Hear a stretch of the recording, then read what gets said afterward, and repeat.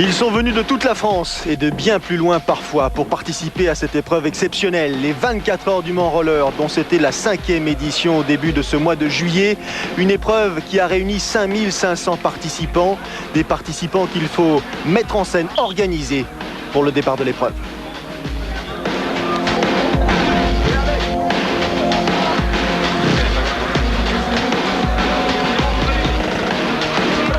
Là on est sur la ligne de départ des qualifications des 24 heures du Mans Roller 2004. Pour savoir dans quel ordre on va partir. Tu peux m'expliquer comment ça se présente? On va partir par 9 et puis après le classement se fait de façon informatique et après on s'aligne suivant l'ordre d'arrivée aux qualifications. Leur objectif est simple dans un premier temps, réaliser le meilleur chrono possible. Un mini contre-la-montre qui déterminera l'ordre de départ de ces équipes qui participent à cette épreuve absolument inoubliable.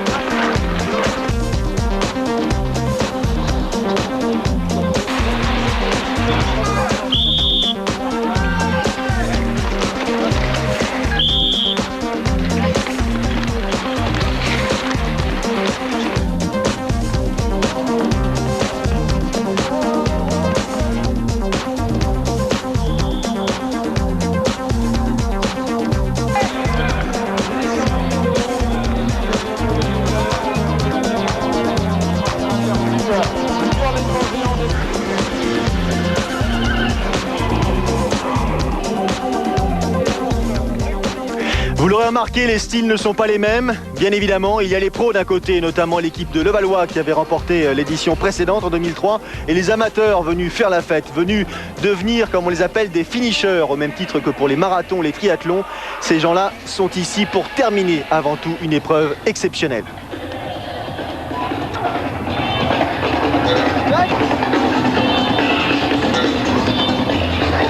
Ce qui va être dit dans quelques minutes, puisqu'on va vous donner des informations. C'est très important. Heureux de vous retrouver fidèles encore cette année pour la prochaine édition évidemment des 24 heures roller. Chaque équipe désignera 5500 concurrents, je vous le disais, 541 équipes composées de 1 à 10 patineurs. Chacun s'organise comme il le souhaite. Un nombre de tours de circuit incalculable à effectuer. Et chaque équipe va désigner un représentant pour prendre le départ. Un départ type Le Mans, le Mans des années 60. D'un côté, les patineurs, de l'autre, les patins. Et c'est parti.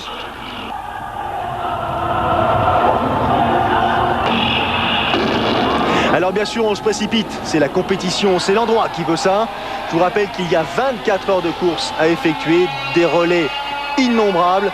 C'est pas le moment de commettre une erreur. Ce serait un tout petit peu tôt. Et c'est parti.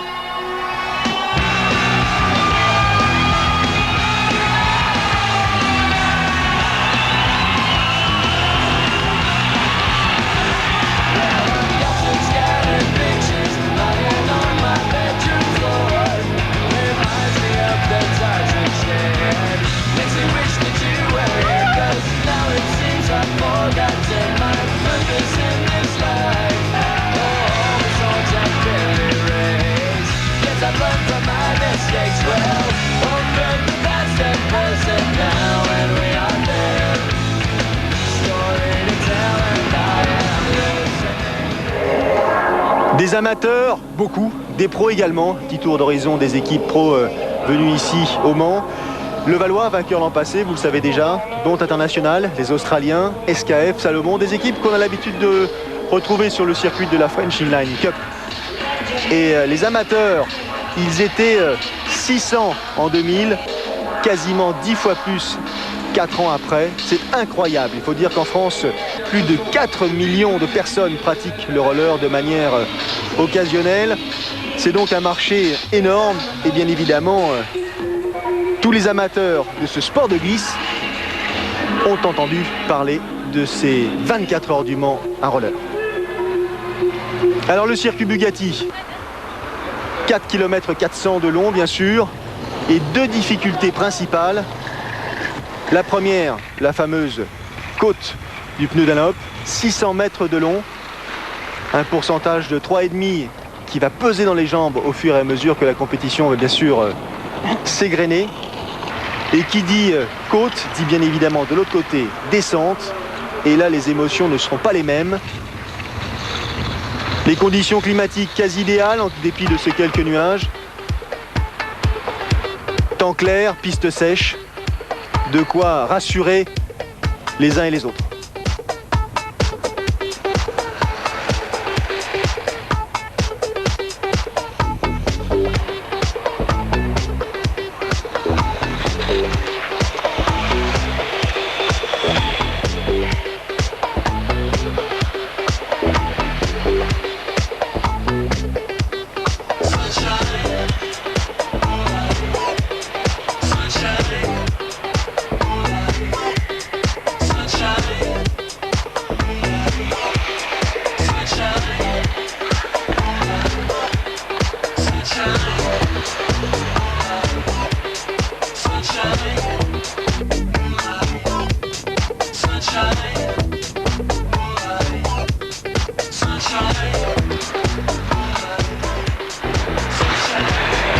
Tout au long du circuit, bien évidemment, un service médical important. Vous avez pu le voir il y a quelques secondes.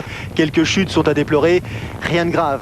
Heureusement, tout est organisé, tout est prêt pour subvenir à ces petits bobos. Alors on les reconnaît facilement à leur style, à leurs patins aussi. Ce sont ces pros dont on parlait un peu plus tôt.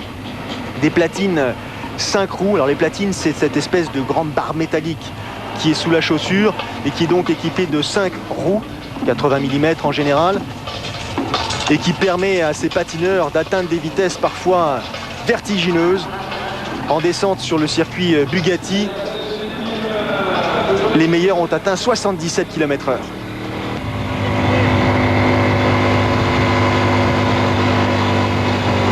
Les 24 heures du Mans, pour nous, c'est quelque chose de très important parce que c'est la seule épreuve en France et quasiment au monde, de point de vue médiatique et d'un point de vue engagé. Ça représente beaucoup au niveau de l'équipe. On a fait 3e il y a 2 ans, on avait eu des petits problèmes techniques, on a corrigé tout ça et depuis l'année dernière, on a maîtrisé l'épreuve l'année dernière. Pour nous, c'est important cette année de bien y figurer. C'est pour ça qu'on a consolidé notre équipe et on a peaufiné notre tactique. Et pour nous, c'est vraiment un objectif très important de l'année 2004. Vous aurez compris facilement les propos de Philippe Boulard. Ils ne sont pas là pour figurer, ils sont là pour s'illustrer et donc rééditer leur performance de l'an passé.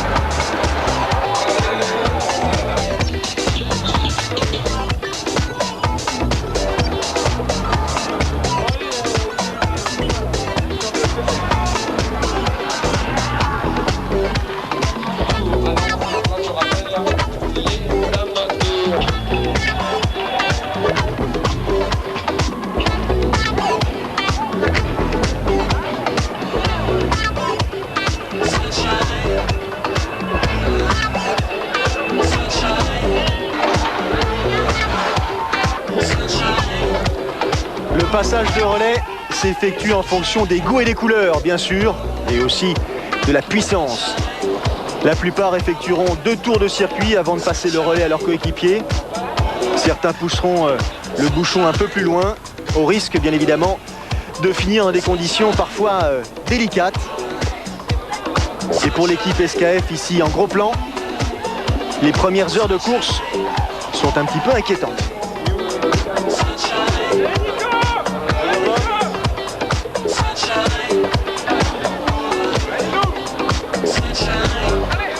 Alors du côté de ces messieurs, on a vu les espoirs de Levallois. Du côté de ces dames, c'est cette équipe, Rossignol, qui a l'intention de l'emporter.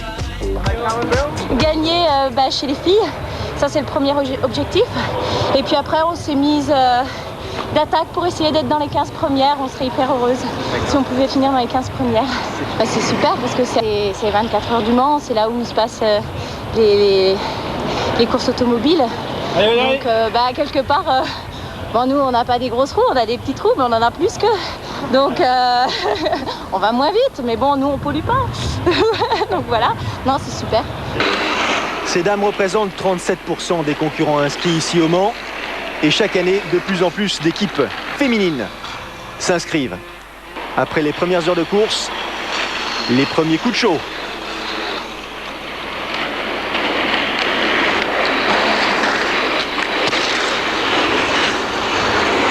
Les nuances sont bien sûr de plus en plus importantes entre les professionnels et les amateurs. Les attitudes de course diffèrent bien évidemment. Et on remarque facilement qu'en dépit du monde présent sur la piste, les plus habiles tirent facilement leur épingle du jeu.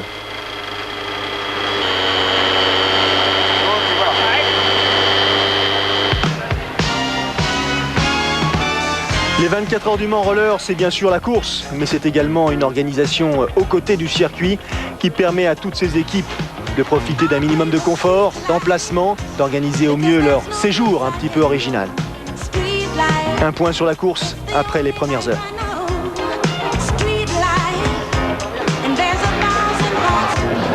Comment ça se donne pour l'instant?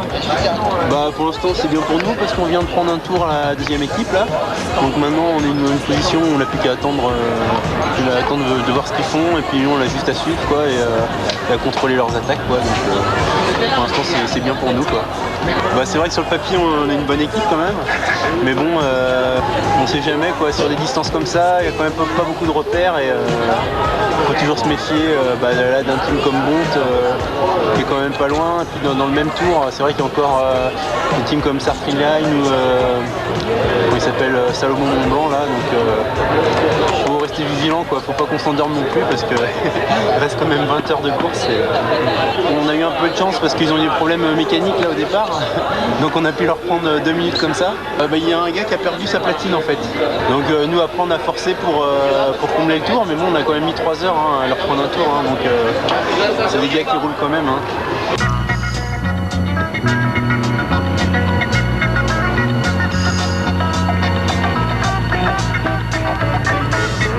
Sur ce type de circuit, ces patineurs atteignent des vitesses stupéfiantes, plus de 34 km/h de moyenne.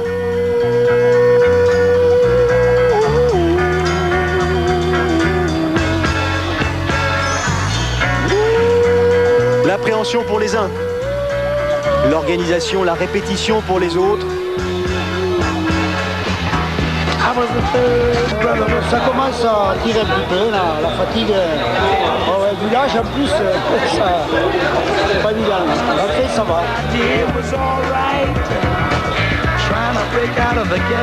On s'installe tranquillement, pas tranquillement, histoire de prendre quelques minutes, parfois quelques heures de repos. Faut pas oublier que les relais sont très fréquents, 2 tours très souvent à effectuer et on passe le relais. Mais pendant ce temps-là, tout autour du circuit, c'est l'animation. Toutes les formes de rollers sont présentes ici autour du circuit Bugatti au Mans.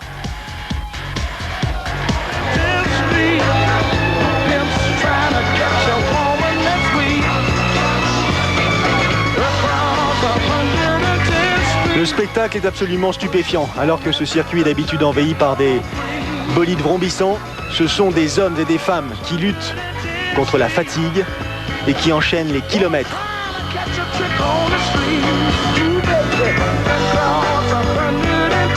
Du côté des pros, les attitudes sont les mêmes.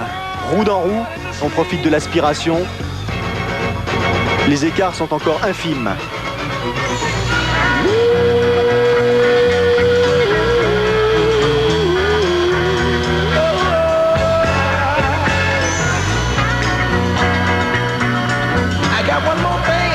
Talk to you about right now. Hey brother, there's a better way that dope man you're copping out. Take my advice, it's either live or die. You got to be strong if you want to survive. The family on the Le jour fait son apparition sur le circuit Bugatti. Le plus dur effet, c'est du moins ce qu'ils pensent. Et ils sont encore nombreux en course. Les abandons ne sont pas véritablement représentatifs de ce qu'on a l'habitude de croiser sur ce type d'épreuve.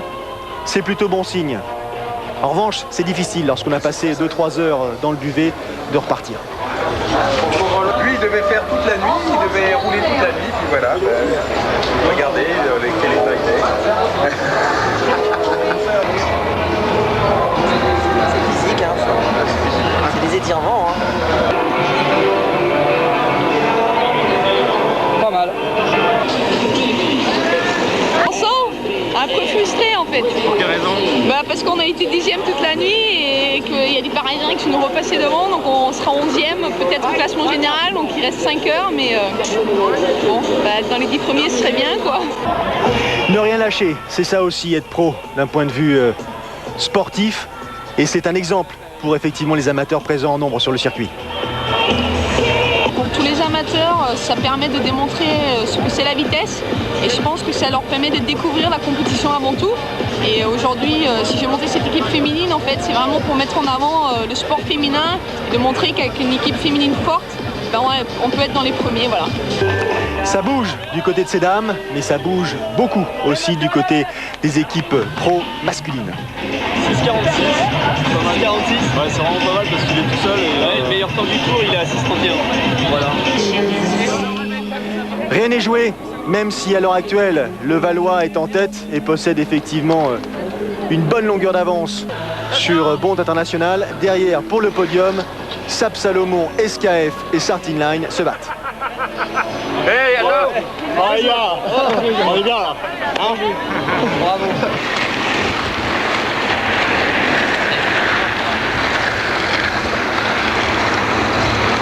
En fait, on est parti assez rapidement, on s'est retrouvé 3e, et puis en fait, on a essayé de rouler un petit peu pour prendre un tour au 4e, ce qu'on a fait à la tombée de la nuit, quoi. Donc après, on a géré, quoi. Ça a permis de se reposer un peu, voilà.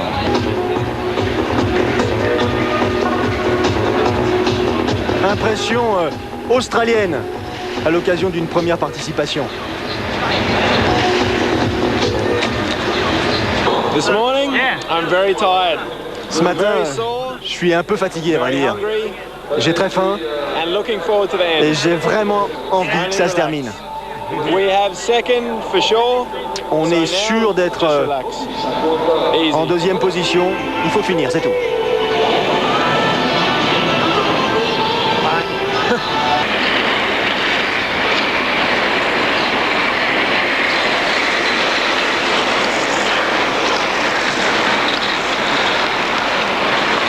Pas encore rassuré. On a 3 tours d'avance, ça représente une petite quinzaine de kilomètres d'avance sur les 24 heures. Tout peut encore arriver, on sait jamais, une mauvaise chute, la blessure d'un des derniers coureurs, on sait jamais. C'est vraiment une épreuve sur laquelle il faut aller jusqu'au bout et rester concentré. Bon, on tient le bon bout. La particularité en fait, de ces 24 heures du Mans, c'est d'avoir plusieurs disciplines de roller réunies. Donc l'endurance, le saut, le water jump, le street. Et voilà, quoi. Donc ça réunit tout un panel de disciplines et ce n'est que mieux pour cette manifestation.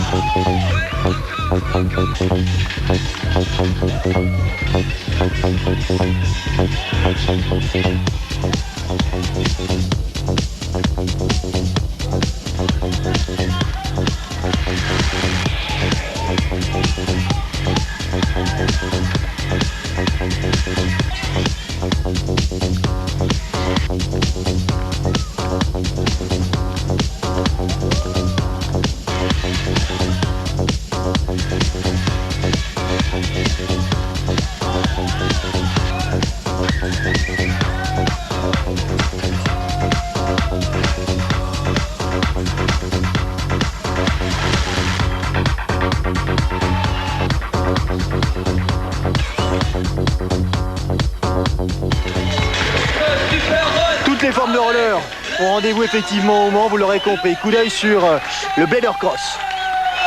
Une discipline qui réunit 5 concurrents, parfois 6, et qui lutte dans un environnement urbain.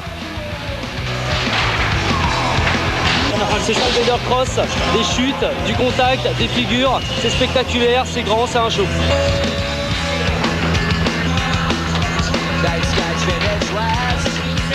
Le Blader Cross, ça se pratique sur des arcs comme on voit ici derrière moi, avec quelques éléments de street, de modules de skatepark. C'est aussi des petites choses, des pneus, un peu de paille. Donc les patineurs évoluent dans un milieu qui monte, qui descend, des virages à droite, à gauche, très rythmé et très physique.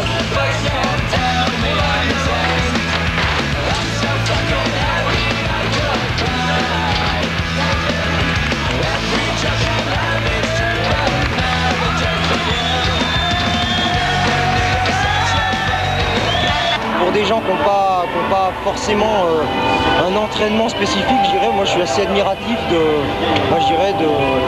gens qui vont patiner uniquement 1 heure ou 2 heures dans la semaine pour se faire plaisir et puis qui vont se retrouver là pendant 24 heures d'affilée à patiner et puis que ce soit des vieux, des grands, des petits, en fait je dirais tout le monde y arrive. Donc enfin bon, je trouve que c'est vraiment c'est une manifestation unique. Il y a également le côté 24 heures du Mans, c'est le côté un petit peu mythique. Hein. Le roller, c'est le seul sport où vraiment les amateurs, même des débutants, peuvent jouer dans la cour des professionnels. Des fois, pendant quelques dizaines de secondes, on arrive à s'accrocher, on a l'impression d'être aussi fort qu'eux. Mais en fait, on profite de l'aspiration. Et c'est agréable parce qu'on se dit on est aussi fort qu'eux, alors qu'on est vraiment que les amateurs. Alors ils vont 2 fois plus vite que nous. Des gens qui sont complètement débutants et qui viennent participer à ce genre de manifestation plutôt sur un plan amical, mais en fait se retrouvent confrontés avec des équipes de niveau international. Je pense que ce qu'on retrouve pratiquement dans aucun sport.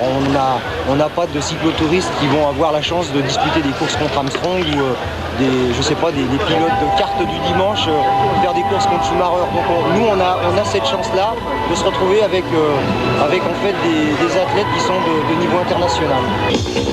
Alors si vous êtes convaincu, il faut absolument essayer. Souvenir garanti. C'est la plus grosse concentration roller en France. C'est l'occasion de rencontrer tous les passionnés de roller et c'est excellent. Et une ambiance très très sympa. Très sympa. Et on revient l'an prochain, c'est clair. La première édition, c'était 600 participants, sous la pluie, avec à part ma famille, une dizaine de publics. Et aujourd'hui, on est content de ce qui nous arrive, le bouche à oreille a marché, le concept plaît. Et maintenant, on ne demande qu'à grandir. Après 24 heures de course, l'équipe Levallois remporte cette 5e édition des 24 heures du Mans. 198 tours de circuit effectués, 827 km parcourus.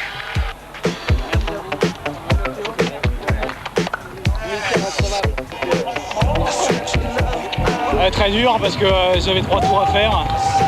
Mais vous savez, quand on a passé 24 heures, j'étais pas tout seul sur la piste. Là, on était 15 ici.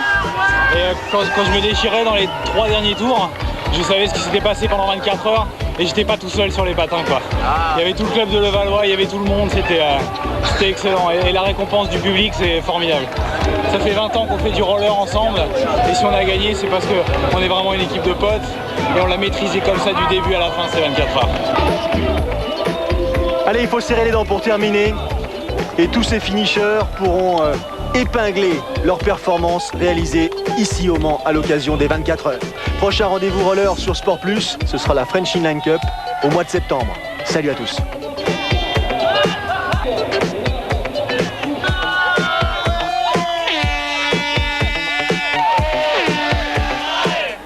Hey!